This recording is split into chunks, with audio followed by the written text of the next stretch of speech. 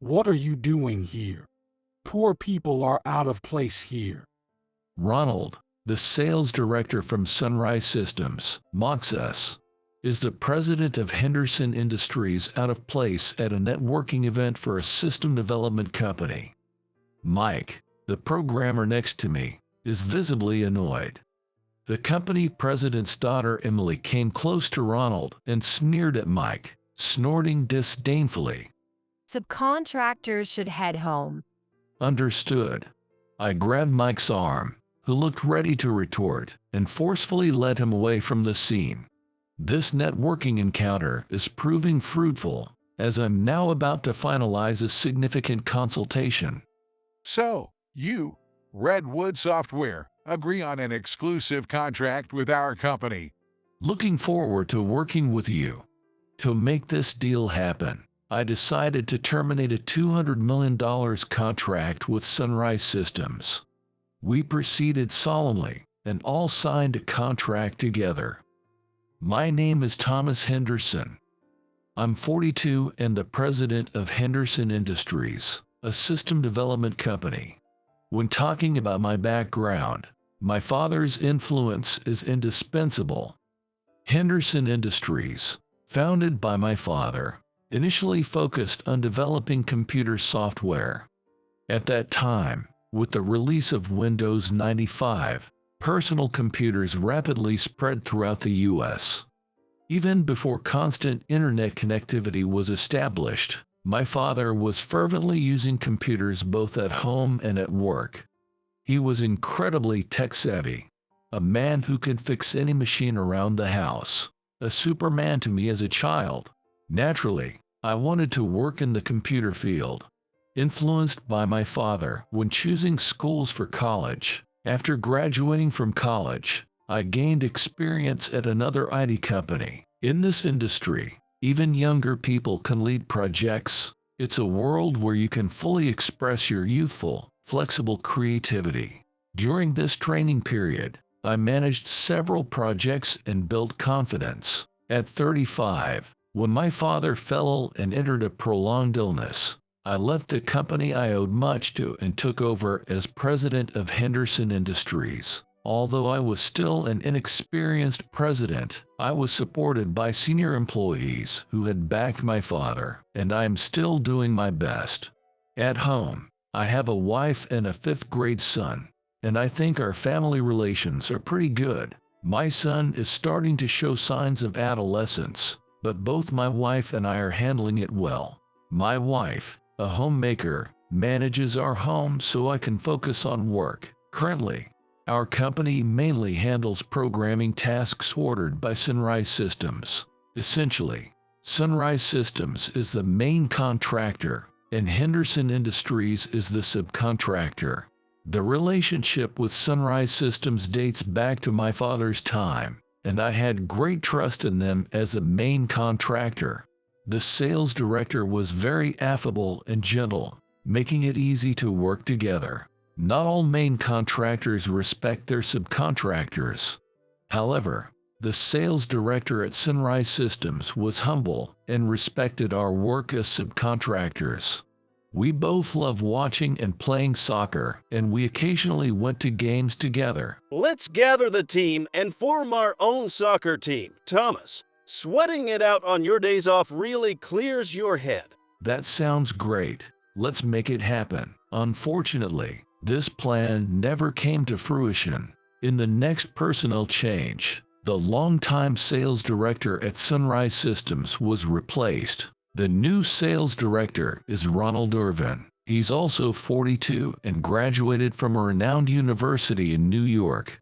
However, I rarely hear that he's competent. Actually, since Ronald became the sales director, work has not been going smoothly. First off, it's hard to get in touch with him, whether calling the office or his cell phone. It's rare that he answers himself. The sales department also doesn't keep track of where Ronald is, which is really problematic when there's urgent business. I have a long-standing relationship with Sunrise Systems and want to keep it cordial in the future, so I try inviting him to drinks, but I don't get a favorable response.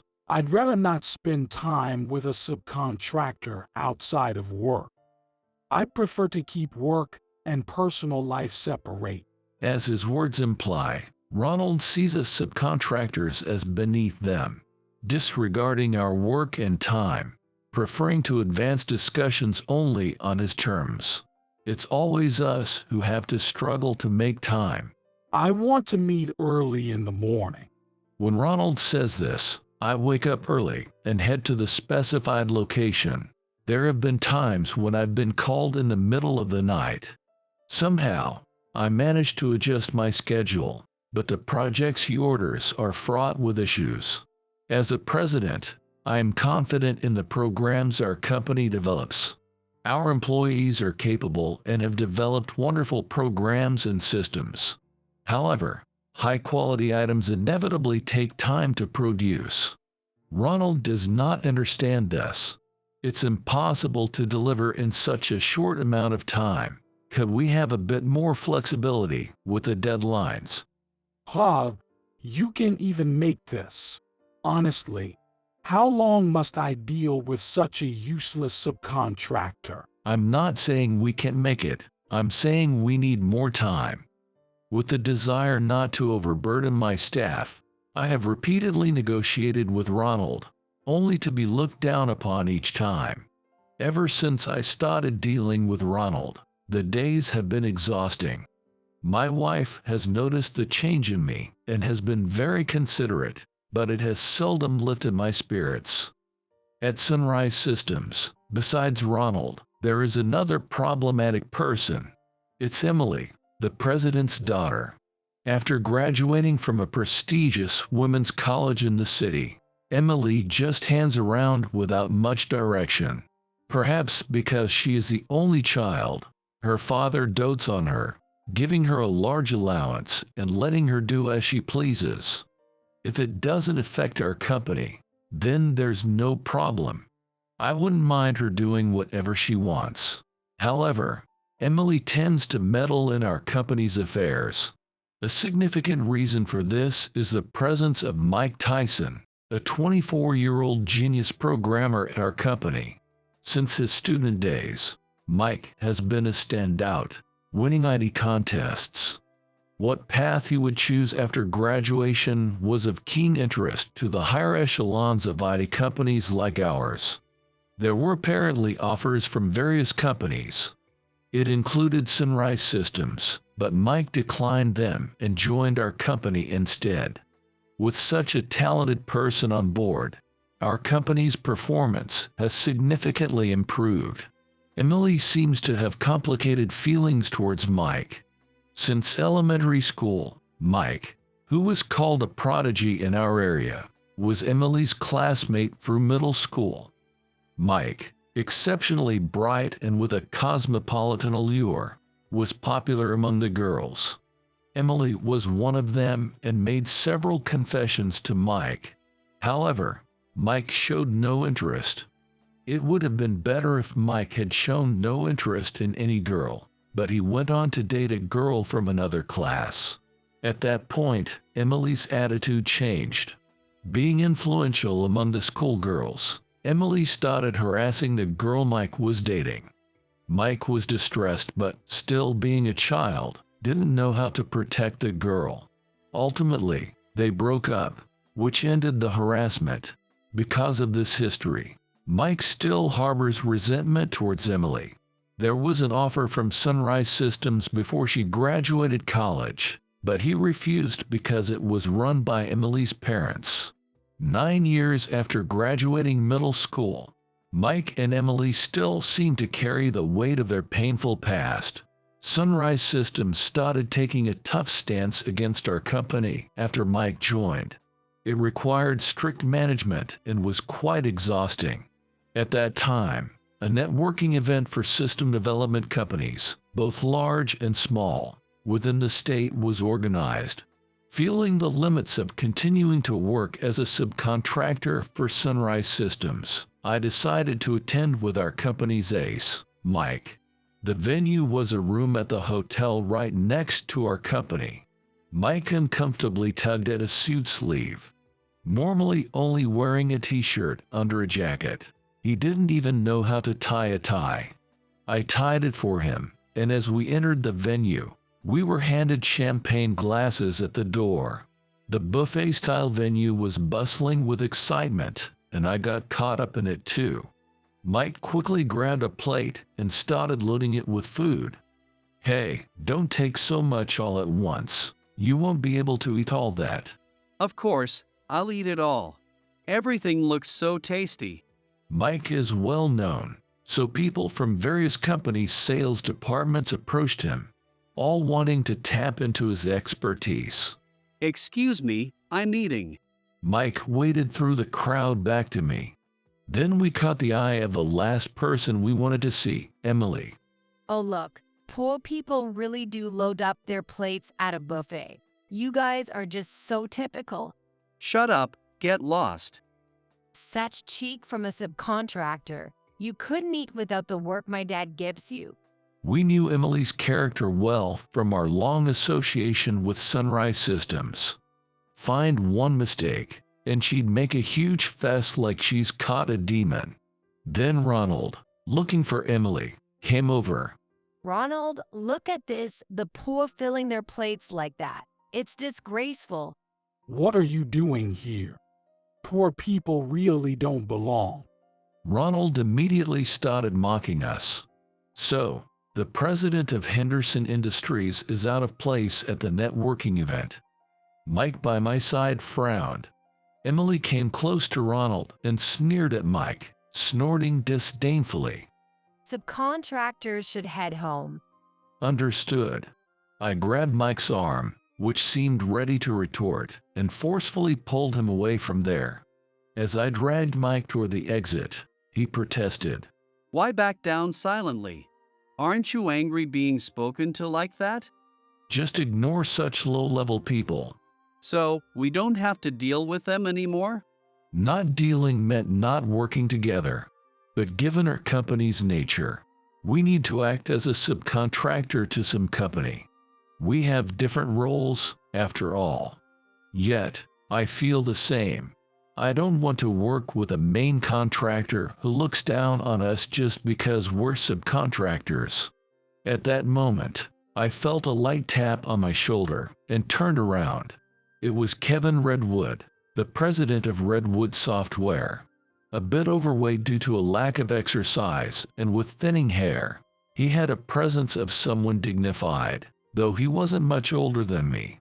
His company, a rival to Sunrise Systems, has been rapidly growing and is the talk of the town lately. Kevin, like me, had taken over his company at a young age. We hadn't worked together much, but we shared a kindred spirit. He has a warm and approachable demeanor that makes people smile instantly upon greeting him, and I've never heard of him causing any trouble with his peers in the industry. I've always been interested in Redwood Software, but due to our relationship with Sunrise Systems, I hadn't been able to delve too deeply into discussions with him. I gave him a polite smile. Mike was zoning out, so I placed my hand on his head and pushed it down to make him smile as well. Thank you for your continued support. It's been a while, hasn't it? Oh no, the pleasure is mine. But Thomas, are you leaving already?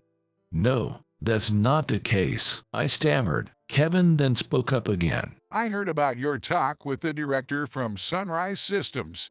That means there might be a chance for us too. Could I possibly interest you in hearing about our proposal? Let's go to the back. There are some chairs there where we can sit. That sounds good. And so, we moved 3 chairs close together in a corner of the venue and sat down. Would you consider signing a contract with us? Your company is well known for the quality of its systems. We are planning a major new product and would really like you to be part of it. I appreciate that. Depending on the details of the project, I would certainly like to consider it if we can be of help. If we could team up with Henderson Industries, renowned for having the golden egg mic, the success of this major project would be nearly assured. We would very much like to contract with your company. Mike seemed even more interested than I was. According to Kevin, If this project materialized, Mike's role would be significant. Truly, it would be a fulfilling job. This project will also involve companies from India and South Korea. It will be a collaboration among 3 countries. We need to compete on a global scale to survive. India and South Korea are advanced in IT, so interacting with people from these countries could open new worlds for our young employees. I'm already very interested. However, participating would mean we'd have to terminate the contract with Sunrise Systems, which would be our competitor. I was torn. We've been working with Sunrise Systems since my father's time. It's not easy to just cut them off because we don't get along with the current sales director. If we continued the contract, it would be worth about $200 million. But this was a moment for a decision. What decided it was Mike's words. I don't want to work for such people. Let's cut ties with Sunrise Systems. You're right, Mike. Let's end it with Sunrise Systems, and please contract with our company. Thank you very much. I expressed my appreciation again. Thanks to attending this networking event, a new world has opened up before us. Facing a large project spanning 3 countries, naturally, I feel more committed. Mike is all geared up and even urging me to sign a contract soon. Before signing a contract with Redwood Software, I had to terminate our contract with Sunrise Systems. Admittedly, my feelings were complex. I was about to sever a contractual relationship my father had worked hard to establish. Yet, I knew it was necessary to move forward. Sunrise Systems would face a total loss of $200 million if they terminated our contract. It would be impossible for any other company to deliver programs of the same quality as ours as a subcontractor. But that was not my concern. A week later, everything was prepared, and we were about to finalize a major business deal. That morning, I called Sunrise Systems to cancel all our contracts. The employee who answered the phone panicked and said they would transfer me to a manager and asked me to wait. Not again. Waiting for a call back that never comes. I thought to myself, enough is enough. So, you ignore us all this time. And now when I want to cancel the contract, you ask me to wait. My decision won't change. Please inform your sales director. Goodbye. Without allowing for any response, I hung up the phone. Meanwhile, Kevin, along with 2 of his employees including his secretary, visited our company. We politely greeted them and led them to the reception room. At Mike's insistence, he joined a contract meeting. Kevin's secretary quickly spread out the files, which included documents in Hindi and Korean in addition to English. Given that the project involved companies from India and South Korea, it was not surprisingly with Hindi or Korean script. In spite of the different languages spoken in our respective countries, it's important for us to try learning each other's languages. Maybe I should study a language myself. But having interpreters would ensure more accurate communication, right? I think we'll have more opportunities to use other languages than English in future communications. It might be good to hire some staff who are proficient in these relations. We still have plenty of time to prepare. Let's get ready gradually. Indeed, in today's world, you can expand globally without knowing at least some other languages. I'll start looking for good talent right away. The role our company would play in this project was significant. I had to ensure its success. So, are you agreed on an exclusive contract with us, Redwood Software? Please, let's look forward to working together. We proceeded solemnly, and all of us signed a contract. Mike, eager to capture the moment, raised his smartphone. He took several photos of Kevin and me shaking hands, nodding in satisfaction. This looks like it's going to be great work. Thank you. Involvement in this project would undoubtedly transform Mike. I was becoming increasingly excited about the future. At that moment, my smartphone in my breast pocket rang. It was Ronald calling. I heard you want to cancel the contract. Are you sure you'll be okay without us? Without our programming contracts, your company might struggle, you know. Thank you for your concern. but we're fine. We've just signed a contract with Redwood Software. I would have preferred to hear your response first, but as usual, you seem too busy." Ronald suddenly sounded panicked. A contract with Redwood Software. Why would you do something like that so suddenly? I can't work being demeaned as poor anymore. It's a matter of my pride. Oh, Ronald choked on his words. Everything changed after that networking event. We had connections with your company since my father's time, but I won't continue to work with someone who treats us like poor people. Don't say it's convenient for you after all the insults. it was just a little joke. If that was a joke, it's an extremely poor taste. Goodbye then. Ronald was shouting something, but I hung up without caring. Kevin, looking anxious, asked me. It seems they haven't accepted it yet. They might come here, you know. They were quite upset, so they might indeed come. But don't worry, we have a contract with Redwood Software now. Whatever Sunrise Systems says, we won't accept it. Are you sure we're okay? I nodded emphatically. Finally convinced, Kevin and his team left. Just as they did, Ronald showed up, seeing me near the company's reception. He immediately said he was sorry. Please, this is how it is. I apologize for any past rudeness. So please, cancel the contract with Redwood Software. No matter what you say, it's too late now. Do you understand how much humiliation we've endured? We can't work with a prime contractor who looks down on us just because we're subcontractors. Ronald tried to approach me, but Mike violently brushed off his hand. We'll get by fine on our own, even if we are poor. Goodbye. Ronald opened his mouth in shock, dumbfounded. He may not have meant much by his earlier words, but this isn't something a mere sorry can fix. Not when we're not children. Seeing our resolute stance, he must have realized that nothing he could say would matter anymore. Ronald left, shoulders slumped. If only it had ended there. But there was more turmoil to come. There is another problematic figure from Sunrise Systems. It's Emily, the president's daughter. She showed up about an hour after Ronald left. The receptionist, clearly troubled by an unwelcome visitor, didn't know how to handle her. My father is furious because of me. Please sign the contract again. I told the troubled receptionist to step back and approached Emily. Mike said he doesn't want to work because of you.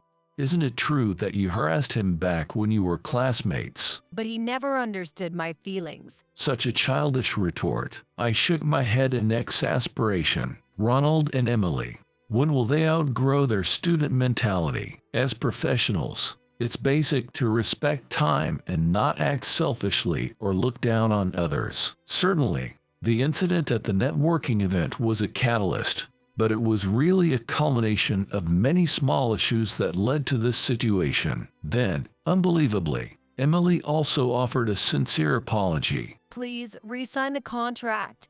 If not, I won't be allowed back home. That sounds like a chance to live on your own, I thought. Born into a wealthy family and doted on as an only daughter, it's no wonder she might think too highly of herself. I bent down to Emily's eye level and spoke quietly. You're still young.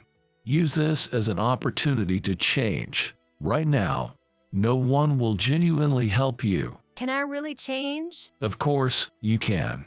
Once you do, you'll be able to mend your relationship with Mike honestly. Somehow, Emily was persuaded and left. If Emily's father truly wouldn't let her back into the house, that in itself could be an opportunity. It's his prerogative to spoil her, but every time he did, he might have been stealing from her the chance to grow. If Emily changes, those around her will surely change too. This is a crossroads in Emily's life. In my heart, I silently cheered her on. Due to our stepping away, Sunrise Systems, having lost a subcontractor like Henderson Industries, was in quite a bind. One of the factors that led us to withdraw was the poor attitude of Sunrise Systems towards subcontractors that became widely known in the industry, and there aren't many companies willing to accept them. This led to Ronald being fired, held responsible for the predicament. He seemed relieved to have escaped from the sinking ship. However,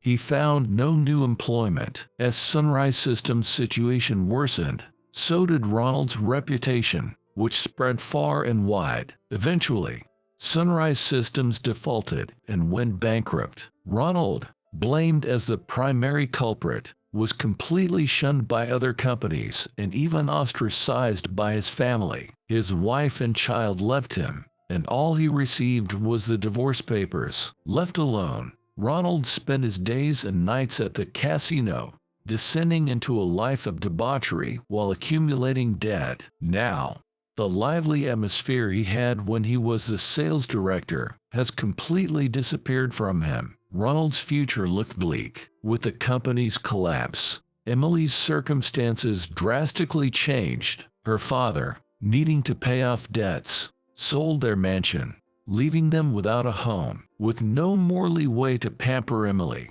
he told her to get a job and kicked her out. Now, Emily is living alone in a small apartment, working part-time at a corner store. Gone is the well-dressed, confidently striding Emily, replaced by a girl who doesn't bother with makeup and ties her hair back while working the cash register. Though she feels at rock bottom, this could be a good chance for her to change her life. 3 years have passed since then. Thanks to our contract with Redwood Software, our company has grown rapidly, and we are set to open branches in India and South Korea. Our projects are progressing well, with Mike being the main contributor. Previously solitary in his work, he's now looking out for his juniors. There was talk of him heading the India branch, but managerial duties aren't his strength. I hope he continues to excel in his areas of expertise. Recently, Mike has been going out of his way to buy his lunch at a distant corner store, which happens to be where Emily works. I feel somewhat responsible for Emily's situation.